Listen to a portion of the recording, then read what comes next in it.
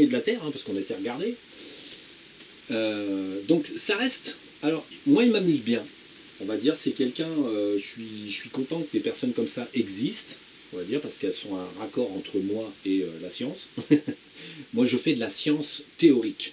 C'est-à-dire que je ne peux pas vous faire des maths. J'étais bon en maths, mais à un moment donné, ça a raté, je suis devenu mauvais. Donc, j'ai pas suivi le côté scientifique. J'aurais pu, mais je l'ai pas fait. J'ai une certaine facilité dans la physique, c'est pas le problème, mais la physique théorique. J'aurais pu pousser comme Nassim Aramein sur la physique appliquée. C'est quelqu'un qui est, on va dire, à regarder ses attitudes. Nous, on a été regarder qui c'était, donc c'est un aide jardinier de la Terre. Quelqu'un d'intelligent et en même temps qui a gardé une certaine humilité et une certaine authenticité, ce qui devient extrêmement rare sur Terre, surtout du côté des physiciens qui sont pour la plupart fermés à tout ce qui n'est pas physique pure, qui sont un peu comme les petits gris, beaucoup trop limités. Et ensuite, lui, Nassim Aramein, il est ouvert. Il a compris, parce que c'est un aide jardinier de la Terre et qu'il a côtoyé les technologies de l'éther dans des vies antérieures, il a compris que finalement, il fallait faire des rapprochements avec des anciennes choses, avec l'éther. Il a compris effectivement que la matière noire et tout ça, c'était de l'éther. Et il le dit lui-même dans ses vidéos. Bon, alors c'est rébarbatif pour tous les gens qui ne sont pas... on va dire purement physicien, parce qu'il explique des choses que moi je comprends. Je ne comprends pas les maths pures qu'il dit, mais par contre je comprends parfaitement le principe, parce que de toute façon je le connais, et même un peu plus loin que lui. Mais, et pour moi, la science n'est pas vraiment un problème. Je comprends parfaitement les applications de l'éther, les mutations, on va dire, d'énergie, l'électromagnétisme, ça ne m'est pas du tout étranger. Ça vient du fait que je suis jardinier de la Terre au départ, et que je savais le calculer il y a bien longtemps. Donc, lui, il a compris les jonctions entre finalement certaines théories anciennes et la matière noire d'aujourd'hui. Parce que, quoi qu'il arrive, et il a dit la même chose que moi, Einstein avait tort. Bravo Nassim, là franchement, et parce que lui il l'a compris, un autre aussi, il parle de quelqu'un d'autre qui a dit qu'Einstein avait tort, et en fait, effectivement, bon, Einstein a participé à l'extinction de la définition de l'éther. L'éther, la définition ancienne de l'éther, qu'on peut regarder dans un vieux dictionnaire de 1880 par exemple, prenez un vieux dictionnaire, vous allez chercher éther, vous allez trouver une définition. Et c'est toujours la même depuis l'Antiquité, grecque et autres, parce que cette définition, ils ne l'ont pas comprise. Donc ils l'ont réécrite mot par mot, et ils ont dit, ça a l'air important, sans comprendre vraiment de quoi ça parlait en fait. L'éther n'a pas été compris jusqu'à là, enfin, n'est toujours pas compris d'ailleurs. Nassim Aramein s'en approche, il commence à trouver des choses, bon, il s'en occupe, alors bon, cette part de la vidéo lui est dédiée, entre guillemets, enfin, c'est un clin d'œil, hein. J'ai essayé de communiquer avec lui, mais ça va être très compliqué parce que, en gros... bon, il parle français, c'est amusant. Il a fait des vidéos en français, c'est pour ça aussi que vous pouvez les voir. Il parle français, c'est un Américain, peut-être québécois ou un truc comme ça à l'origine. Et bon, bien qu'il ait des origines... bon, araméen, je pense que c'est son nom de scène. Hein, parce que araméen, c'est les Araméens. Donc Nassim, c'est peut-être son prénom réel. Araméen, c'est son nom de scène. Il a peut-être changé son nom pour le grand public. Donc en fait, il parle français, il a fait des conférences en français, donc il est assez intéressant. Bon, après, il en est à la théorie et il en est à essayer d'attraper l'éther avec le pouce et l'index. Donc ça va être compliqué. C'est ce qu'on va voir là. Donc, si un jour il voit la vidéo, c'est pour lui ça. Hein. Donc nous, on a regardé au plus petit. Parce que lui, il a fait des calculs, des choses comme ça, et il a trouvé certaines choses. Par exemple, il a trouvé quelque chose que nous, on savait déjà, en fait, que vous prenez un noyau, par exemple, d'un atome, hein, donc vous prenez vraiment le noyau de l'atome, et si vous descendez en dessous, vous allez trouver, par exemple, des quarks, vous avez le noyau, les électrons, le noyau, et si vous prenez le noyau, vous commencez à l'éplucher, vous allez pouvoir trouver des quarks. Donc noyau, électron, Dans un électron, c'est pareil. Vous prenez un électron, vous commencez à regarder dedans, vous l'ouvrez, vous allez trouver de l'éther. Le globule d'éther. Dans le quark aussi. Si vous décomposez, de toute façon, plus vous décomposez, le noyau de l'atome, l'électron, ensuite vous arrivez au quark. Quark. Ouais. Alors les quarks, c'est assez amusant parce que ça reste de la théorie.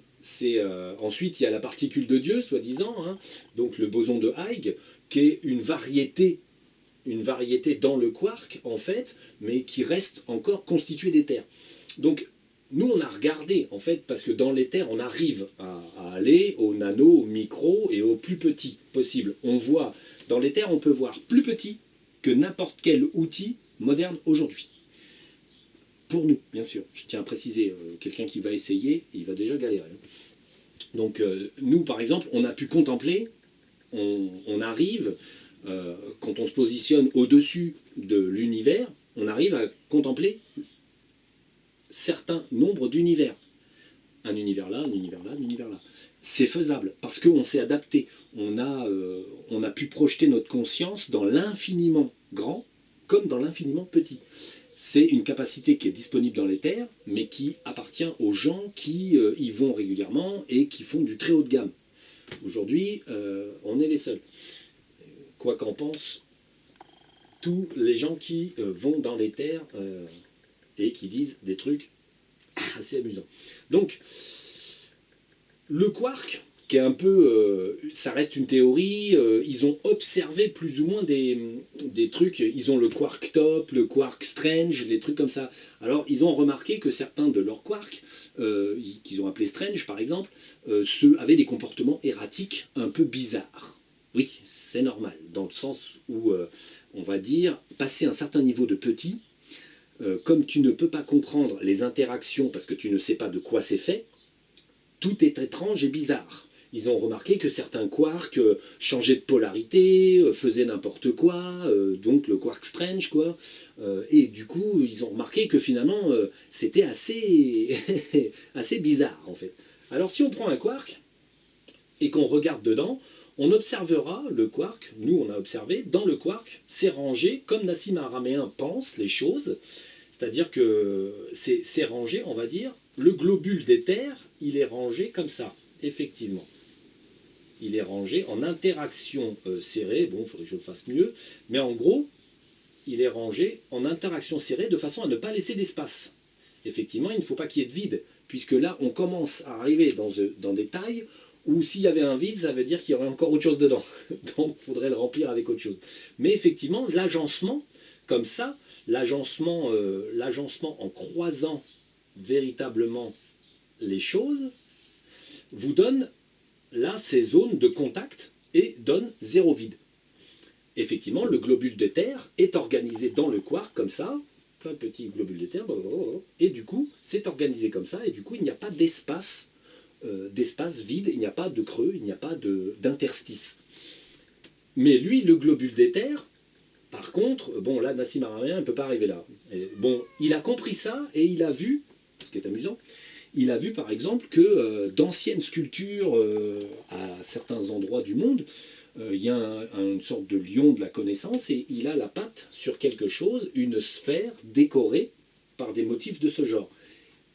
Il a l'ouverture d'esprit de comprendre ces choses-là. Il a l'ouverture d'esprit de voir que finalement la solution était sous ses yeux, simplement il ne l'avait pas vue. Et en fait, parce que bon, chaque chose en son temps.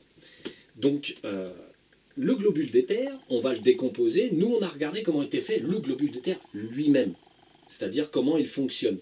Sachant que c'est compliqué parce qu'en fait, là, on est sous le quark, on est au globule d'éther, et nous, on a regardé la composition du globule d'éther. Alors, la composition, on a vu comment il était fait. Il a une sorte de petit noyau, et il est fait, on va dire, d'une membrane. Alors là, je coupe la membrane, hein, comme ça, tac. Mais en fait, la membrane est totale sur le globule d'éther. Et si on détaille la membrane en plus gros, on obtient exactement la même chose. La membrane est faite de petits ronds intercroisés, comme ça, en épaisseur, encore et encore. Et ces petits, c'est pas de l'éther, c'est ce qu'on appelle le subéther. Donc, toujours subéther, on a Planck et sa barrière, et là, le subéther, c'est par là. C'est du côté de l'incréé. Et là, ici, c'est la matière. Bon, c'est la matière 30 dimensions, hein, quand même. Ici, là, aura, c'est 30 dimensions. Hein. Et à partir de là, ici, vous avez la diatma, 34e dimension. Là, on n'est plus du tout dans la matière, on est dans l'incréé. Donc, le globule d'éther, il est fait de petits globules de subéther. Moi, on a fini par découvrir le subéther, tout simplement en observant des DD. On se demandant comment un DD qui était vraiment tout petit arrivait à passer de tout petit à immense en une fraction de seconde. C'est quand la source, et donc les 7, quand les 7 architectes, ils ont besoin que quelque chose arrive vite, simplement, ils le pensent et le subéther programme l'éther et tout d'un coup, un DD qui était microscopique devient immense en une fraction de seconde parce qu'ils ont besoin là que les choses aillent vite. Donc le subéther, en fait, c'est là où ça devient très compliqué. C'est pas nécessairement compliqué, on va dire, mais c'est là où on atteint la limite de la technologie. La technologie ne peut pas pénétrer le subéther. C'est impossible. En fait, les petits gris, là, donc ils ont un système où ils ont leurs particules là qui permettent de créer une onde et de ramener de l'éther de ce côté-là. Mais en fait, le globule d'éther, le noyau est fait pareil, de subéther, arrangé comme ça. La membrane extérieure est faite de subéther, arrangé comme ça. Et en fait, ensuite, c'est rangé comme ça. Ce qui fait que la membrane est toujours en contact avec la membrane et crée la matière. Pour donner un ordre à un globule d'éther de devenir roche, papier ou quoi que ce soit, il faut donner un ordre. Alors là, j'ai mon chat qui fait le clown. Ça va, Eki? Tu vas te faire mal, là, hein? Ouais. Si tu fais la débile, tu vas tout casser. Enfin bref. Mon chat pense que c'est pressé, il faut rentrer. Bon, elle n'a rien à faire à l'intérieur, mais bon, c'est pas grave. Donc en fait, l'idée c'est ça, c'est qu'en fait, le globule d'éther, avant de devenir une pomme, hop, une petite pomme, avec une petite feuille, petite pomme qui a été cueillie, hein, on fait le petit carré là bien, vous savez, tout luisant. Donc avant de devenir une pomme, d'être matière, atome, il faut qu'il y ait un programme. Il faut lui dire, il faut construire la matière. C'est comme ça que les architectes ont construit le multivers. Il a fallu qu'ils pensent, et quand ils ont pensé, la fréquence de pensée qui permet de former l'éther, quand ils l'ont pensé, ils se sont adressés à cette couche-là. La couche de subéther, en fait, répond à la forme. Le noyau, lui, il est fait de subéther, mais on peut dire, parce que alors là, ça va commencer à être de la théorie, le noyau et la couche extérieure sont de deux polarisations complémentaires et différentes, de façon à maintenir la forme, le rond. Parce qu'en fait, tout est là. Si par exemple, on n'avait pas de noyau, là, pour créer un vortex énergétique, ça ne tiendrait pas l'éther en boule. Il faut que la forme soit dynamique pour pouvoir s'agencer à l'infini. Si votre forme, si vous n'avez pas de noyau, par exemple, bon, bah, votre truc comme ça, puis ensuite, ça fait un truc comme ça. C'est écrasé. Pourquoi? Parce qu'il n'y a pas d'énergie entre les deux. Ici, il y a des vortex d'énergie, ça fait une sorte de mini trou noir, hein, et, Nassim Aramein en parle. Dans le globule d'éther, il y a une sorte de mini trou noir qui tourne parce que les globules d'éther, enfin de subéther, viennent de là. Donc, ils ont une identité énergétique infinie, ce qui fait qu'en fait, il y a un échange entre les deux, entre la membrane et le noyau, qui continue à préserver la forme, pour que tout reste rond. C'est pareil pour un quark, c'est pareil pour un noyau, c'est pareil pour un électron. C'est toujours l'électromagnétisme. Quoi qu'il arrive, les autres molécules, les autres différences sont maintenues en forme par des forces. Les forces d'attraction, les forces électromagnétiques, la force électrique. Toutes ces forces sont en fait des tenseurs qui permettent que la forme soit préservée. Je vais m'occuper de mon chat, hein, parce que bon. Et qui? Qu'est-ce que tu fais? Allez, viens là. Oui, c'était urgent. Ça devait être urgent, je vous le dis. Il va y avoir un truc là. Fallait absolument qu'elle rentre. Oui, là tu peux passer. Regarde. Bon, le chat s'amuse. Ça y est, t'as vu? Eh ben oui, t'as rien vu. Et il se passe rien. Donc en fait, le truc, c'est que si on veut donc programmer une forme, il faut la fréquence divine. Ce qu'on appelle la fréquence divine. Parce que là, c'est la fréquence de la pensée que les jardiniers de la Terre obtiennent en s'entraînant et puis en progressant, bien sûr, spirituellement. Et cette fréquence est disponible sur Terre, je tiens à le dire. Certains humains l'utilisent. Beaucoup moins fort, hein, c'est des exemples. Quelque part, la source émet un exemple pour dire, ah, vous voyez, ça c'est possible. Donc en fait, quand on veut former la matière, il faut modifier, il faut donner un ordre à ceux-là, qui du coup vont, le subéther, là, les petits globules de subéther, le petit globule de subéther, il va subir une tension, un ordre, qui va lui permettre de dire au globule d'éther de se mettre comme ci ou comme ça. C'est de là que l'information vient. Le globule d'éther lui-même est une brique fondamentale, mais c'est la paroi, ici, c'est la membrane qui fait circuler les choses, parce que c'est elle qui couvre l'ensemble de la matière. Et le noyau, c'est la petite pile pour la rotation. C'est la petite pile pour maintenir la forme. Mais l'ordre s'adresse toujours à la membrane. Donc en fait, la membrane, elle reçoit les ordres. Alors ce qui est amusant, on a regardé quand, par exemple, nous, on se déplace dans les terres. On est, par exemple, dans mon jardin. Donc je suis dans le jardin. Je suis au présent, hein, dans mon jardin. Hop, il y a ma petite maison qui est là. Tac. Et je me pose la question, qu'y avait-il il y a 50 ans? Je reste exactement au même endroit. Tridimensionnellement, je ne bouge pas. Je remonte le temps. Comment je fais pour remonter le temps? Eh bien, en fait, c'est la membrane qui me fournit ça. L'éther est là. L'éther, il est partout. L'herbe, la terre, moi, tout est constitué du globule d'éther, avec sa membrane et son noyau. Donc, quand je me pose la question, qu'y avait-il il y a 50 ans? Eh bien, j'émets la question, donc je remonte le temps, mais en fait, est-ce que je bouge? Est-ce que je bouge quelque part? C'est-à-dire de là, là je suis sur ma petite planète temporelle actuelle et je vais sur ma petite planète temporelle passée? Ben, en fait, non. Il n'y a pas de mouvement. Je ne bouge pas d'endroit puisque je vais regarder l'endroit où je suis. Je veux savoir ce qui s'est passé il y a 50 ans, il y a 200 ans ou des choses comme ça. Nous, on l'a fait chez nous, on a regardé un petit peu comment c'était. Hein, il y a 1000 ans, il y a tout ça. Il y avait du monde ici, là, dans le Lot, il y a déjà très longtemps. Mais en fait, qu'est-ce qui se passe?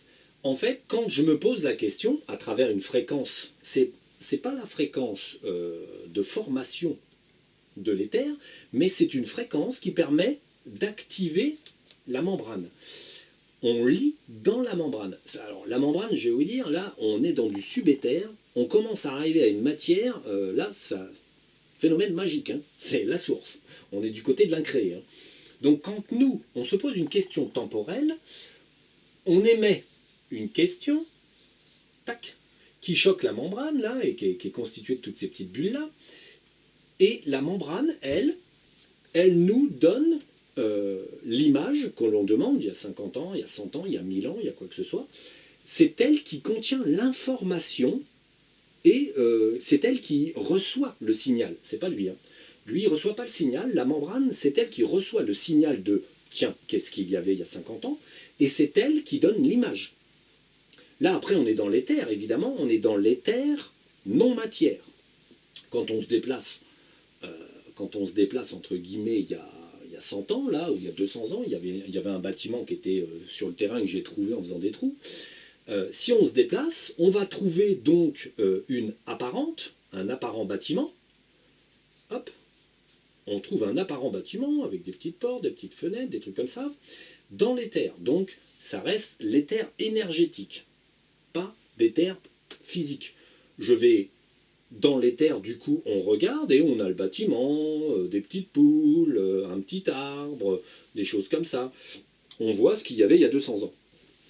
C'est la membrane qui nous donne l'image et qui nous donne l'aspect, les textures, on peut entendre le son des petits oiseaux, le vent dans les feuilles, des trucs comme ça. C'est elle, c'est la membrane qui est ce qu'on appelle les annales akashiques. Mais c'est elle qui contient l'information et qui contient la possibilité de communiquer avec cette information. Et c'est elle aussi qui gère la forme.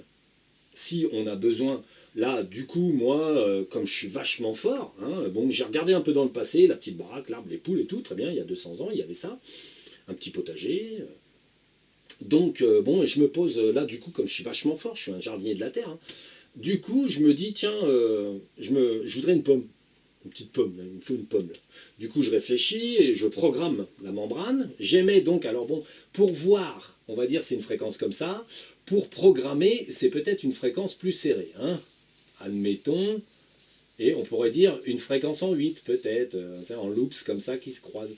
Donc, bon, je me pose la question qu'il me faut une pomme dans ma main, parce que j'ai faim.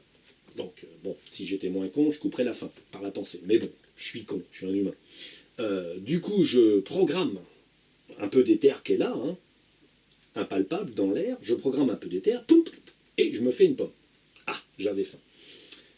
En fait, la fréquence sera différente. Là, je pose une question, je vois des images en texture éthérée, donc il n'y a pas de matière, mais là par contre, la membrane, je la programme. C'est-à-dire je programme et je vais extraire un petit peu de partout des globules d'éther. Je prends un globule d'éther, de toute façon je prends un petit globule d'éther et je le programme pour faire une pomme. Donc lui, il va, comme je vais donner l'ordre, il va aller me chercher de l'éther, du subéther, il va me chercher plein de petits subéthers et il va me former une pomme avec des petites molécules, des saveurs, une peau, une petite feuille et puis la tige. Pas oublier les petits pépins aussi. Donc hop, je vais constituer une pomme parce que je l'ai voulu, avec cette fréquence-là, la membrane va l'avoir entendue et on va passer derrière la barrière de Planck.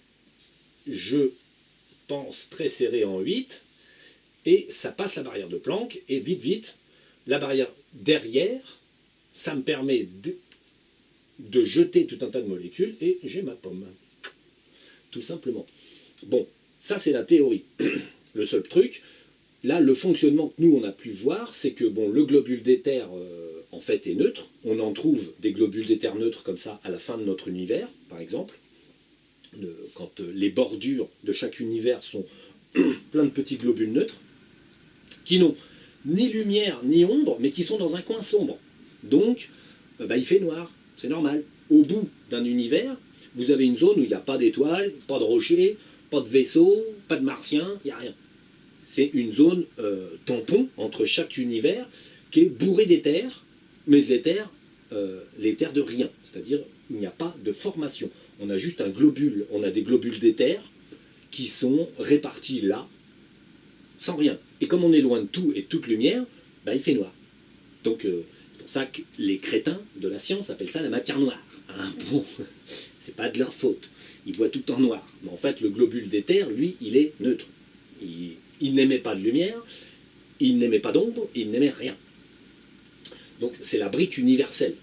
Donc il est, dans la définition ancienne, ils disent que l'éther est malléable, ou je ne sais, à l'infini, ou je ne sais pas quoi. En fait, c'est pas malléable, c'est plutôt qu'il est, qu'est-ce que j'avais trouvé comme terme? Oui, c'est de la plasticité. En fait, il a une plasticité infinie. Parce que de toute façon, il est tellement petit que de toute façon, il peut tout créer. Et il crée le quark, il crée le noyau, il crée tout. Il est les espaces entre les deux, il est tout. Quand vous avez, Nassim Araméen pourra vous l'expliquer, quand vous avez un noyau et un électron, l'espace qui est entre là et là est plein d'éther, de petits globules d'éther. Neutre, rien. Qui laisse peut-être passer une petite énergie quand même entre là et là, qui participe, bien sûr, un petit peu, il faut participer. Mais en fait qui participent aux tensions entre les noyaux et puis les électrons, des choses comme ça. Donc ils font passer l'information électrique, électromagnétique, qui lie les atomes, qui lie la force de cohésion, des choses comme ça. Ils participent, mais entre les deux, vous en avez tout un tas qui sont des petits noyaux d'éther, qui ne servent à rien, qui sont le vide, soi-disant. Donc voilà. Donc la composition, elle est là. Donc pas très compliquée en soi. Sauf que là, on arrive à des tailles où l'humain n'aura pas accès. Déjà, un globule d'éther, l'humain ne pourra pas le voir avant, je ne sais pas combien de temps. Je pense qu'on passera la fin du monde avant de le voir. Bon, il faut savoir que les Illuminati ont une machine à créer, mais une petite machine à créer, c'est-à-dire les petites machines que les jardiniers de la Terre emportaient avec eux, une sorte de valise. Hein, c'est pour le sandwich, la canette de bière, les trucs comme ça, quoi. Quand ils avaient besoin de jumelles, ils créaient des jumelles, hop, ils reposaient, pouf, elles disparaissaient. Donc bon, c'est un, comment dire, les Illuminati en ont trouvé un dispositif comme ça à créer, à partir, bon, c'est une petite machine qui est autonome et qui crée la fréquence, et qui produit donc des choses, mais ce sont des choses de petite taille. Ils ne peuvent pas, finalement, ils ne peuvent pas. Et puis en plus, bon, le problème, c'est que cette mallette, hein, mettons, ce petit dispositif qui crée, là, un petit machin à créer, il faut penser. Hein, il faut que le gars, il pense. Le gars pense, et la mallette, poum, lui fait la pomme, poum, lui fait la fourchette, poum, lui fait les jumelles. Donc le problème, c'est les Illuminati, bon, bah, ils ne sont pas très malins. Donc ils ont dû s'apercevoir parfois quand il y a un gars qui a une fréquence un peu plus élevée qui est passé près de la mallette, pouf, ça a créé un truc. Mais bon, voilà quoi. C'est pas une machine sur laquelle vous écrivez cacahuète. Et poum, vous avez une cacahuète qui sort. Il faut penser à la cacahuète et la petite mallette vous sort une cacahuète. C'est différent. Donc ils en ont une, mais bon, ça leur sert à rien vu qu'ils sont cons. Voilà.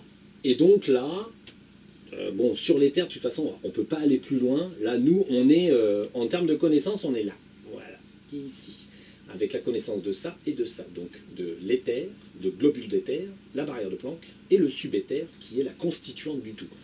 Et la seule porte d'entrée et de sortie, par contre, reste la pensée. L'exemple, alors un exemple tout bête, hein, alors si Nassim Araméen entend la vidéo, c'est Jean-Pierre Girard, notez son nom, c'est un exemple, hein. Jean-Pierre Girard. Alors Jean-Pierre Girard, qui c'est? Eh ben, c'est un gars qui par l'esprit, arrive à tordre de la matière. Alors c'était dans les années 60-70, il y a des images, hein, vous pouvez aller sur YouTube, hein, vous avez des images de ce gars-là. On lui présentait, alors au début on lui présentait un bout d'acier par exemple, hein, un acier spécial qui ne tord pas. C'est-à-dire que soit vous le cassez, mais vous ne pouvez pas le tordre, parce qu'il est trop dur pour se tordre, c'est physiquement impossible. Ça fait partie de ces matières. Alors les scientifiques lui proposaient des petites barres comme ça, et lui, il tordait le truc, bon, juste en le prenant, puis comme ça, en passant la main dessus, hop, il tordait le truc, et puis après, bon, bah, la barre, hop, elle était tordue. Point. Des scientifiques s'en sont occupés, un prestidigitateur était là pour dire, ouais, est-ce que c'est une embrouille, c'est de la magie, enfin, c'est de la magie de prestidigitateur, donc de l'illusion, quoi. Donc, Jean-Pierre Girard, lui, il a, pendant toute sa vie, il a participé à tout un tas de choses, et il a essayé de prouver, enfin, il n'a pas essayé de prouver, lui, il tordait les choses, simplement. Ah, tu veux le tordre? Bon, très bien, je peux le tordre. Donc, il a fait ça, et en fait, lui, c'est juste la preuve. En fait, les scientifiques n'ont pas compris que c'était la source offrait un exemple. Il fallait étudier, en fait, ces ondes encéphalogrammiques, hein, enfin les ondes de son cerveau. Il fallait peut-être lui faire un encéphalogramme, mais il fallait surtout perfectionner les encéphalogrammes et les ondes qu'il pouvait émettre. Parce que ce type-là, il émettait une onde de ce genre. Bon, à noter que lui-même le dit, c'est-à-dire qu'avant de tordre la barre, il voyait qu'il allait la tordre. En fait, c'est le principe de l'éther. C'est le principe d'aller dans l'éther, c'est-à-dire que pour toute chose métaphysique, si vous voulez décorporer, par exemple, il faut vous voir décorporer. Vous fermez les yeux et vous le voyez dans l'éther, c'est-à-dire que vous êtes là, vous êtes allongé, et vous avez une image de vous, et vous vous imaginez en train de décorporer. Là, vous décorporerez. Pourquoi? Parce que si vous arrivez à le voir, ça veut dire que ça va arriver, parce que l'éther vous donne l'image avant qu'elle arrive. C'est soi-disant votre volonté, mais c'est surtout le plan de la source. Donc là, pour le cas, lui, il dit lui-même, dans une de ses vidéos où il est impliqué, qu'il voit la barre, il voit qu'il va tordre là-bas, qu'elle est tordue. Donc il le voit à l'avance. Pourquoi? Parce qu'en fait, il utilise l'éther sans le savoir. De toute façon, il utilise le troisième corps pour émettre cette fréquence, pour pouvoir avoir on va dire donc la bonne fréquence pour modifier l'acier. Et en fait, du coup, lui, Jean-Pierre Girard, tout simplement, il voyait à l'avance, et ensuite, du coup, il prenait le truc, et puis hop, il passait la main, et hop, il finissait par tordre le truc qui n'était pas tordable. Par la suite, ils ont enfermé la barre de fer dans un tube de verre. C'est pour dire, ils touchent même pas. Des tubes de verre, ensuite, ils lui ont donné, c'était des scientifiques français, hein, ils lui ont donné des barres en matériaux ultra durs, intordables, certifiés, conformes et tout, des trucs, voilà, les scientifiques savaient de quoi ils parlaient, ils se disaient, bon, on va lui donner un truc qui est impossible à tordre, qui ne peut pas tordre. Parce qu'ils savaient que si ça tordait, il allait falloir modifier la cohésion des molécules, la cohésion de fréquence de la matière. Donc, c'est au niveau atomique que ça allait se passer. Il a pris le truc, il a pris le tube, il a passé les mains, c'est tordu. Pourquoi? Parce qu'il utilise l'éther. Il utilise le globule d'éther, donc il donne un ordre à la matière. Il ne donne pas un ordre au noyau, à l'électron. Il donne un ordre à l'éther. À partir de là, de toute façon, ça ne peut que arriver. Parce qu'il donne un ordre à l'infiniment plus petit que ce qu'on connaît. Donc, cet ordre est donné à la membrane se réagence, donc agence les molécules de cette barre, comme si elle avait été toujours tordue, comme si elle avait été fondue avec cette forme-là, parce qu'il a modifié l'état moléculaire, il a un petit peu détendu les molécules, mis la forme, retendu les molécules, en passant par l'éther, par le globule d'éther. Voilà, et en fait, Jean-Pierre Girard, bon, quelques humains certainement traînent sur la Terre qui font des choses de ce genre. Bon, les Tibétains, je sais que les Tibétains, Lobsang en parle brièvement, les Tibétains faisaient apparaître des objets dans des pièces. Ils s'entraînaient comme des malades. Alors, ils ne savaient pas forcément ce qu'ils faisaient en termes de globules d'éther, de choses comme ça, mais ils savaient qu'en se concentrant à dire « Tiens, je veux un bol de Tsampa », dans la pièce là, ils se mettaient à 3-4, ils se concentraient, ils avaient un bol de Tsampa. Ils avaient un bol de Tsampa. Pourquoi? Parce que, en fait, ils arrivaient à influencer un petit peu de matière dans la pièce,